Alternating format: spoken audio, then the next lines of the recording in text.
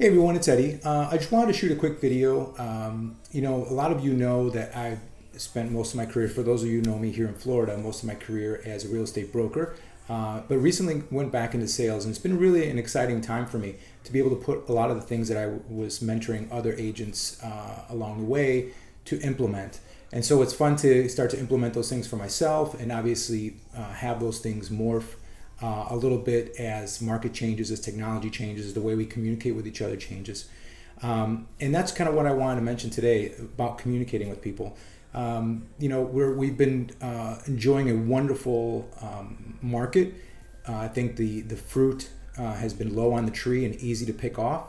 But what I'm most excited about is actually when the market changes, is to really be in a room full of other agents that are practicing at a very high level, provide a high level of service, and are really on top of their game in terms of lead generation, how to stay in contact with people, how to court a customer so that they eventually become a customer, from prospect to customer.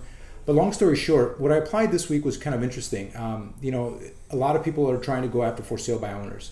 That is one of the things that I do as well. I reach out to for sale by owners, but I do it a little bit differently.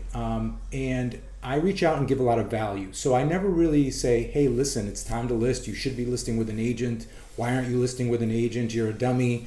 I'll get you all this money. I'll do all these things for you to try to get them to change. So that's how come every time anybody who prospects for sale by owners, the usual reaction from people is they roll their eyes over the phone. Although you can't see them, you know they're rolling their eyes.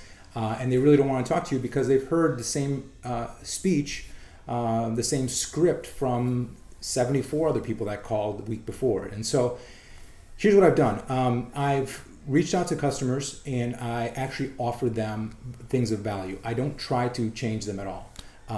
And they actually let me into their home based on what I offer them.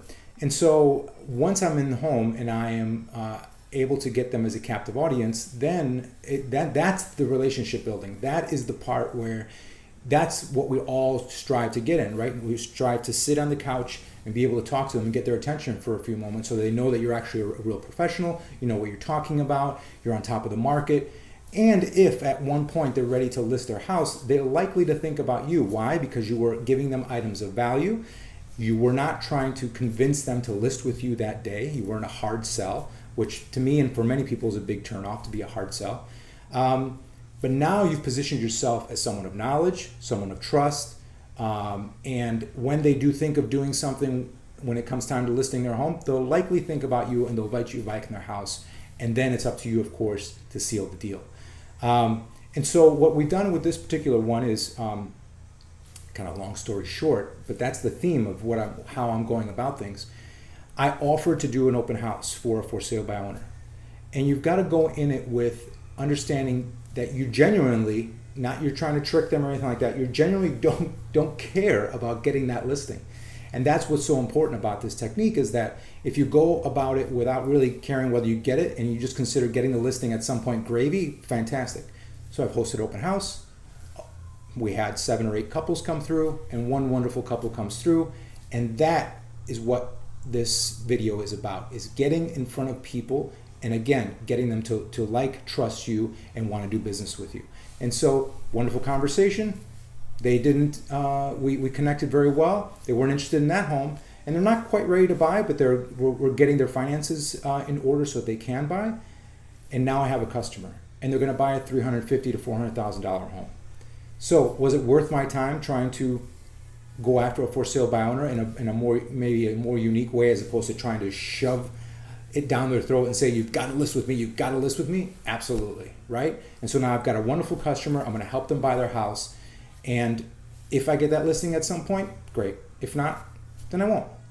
But I just wanted to share that with you because getting in front of people, having conversations, and approaching it from an angle of giving value as opposed to give me, goes a long way.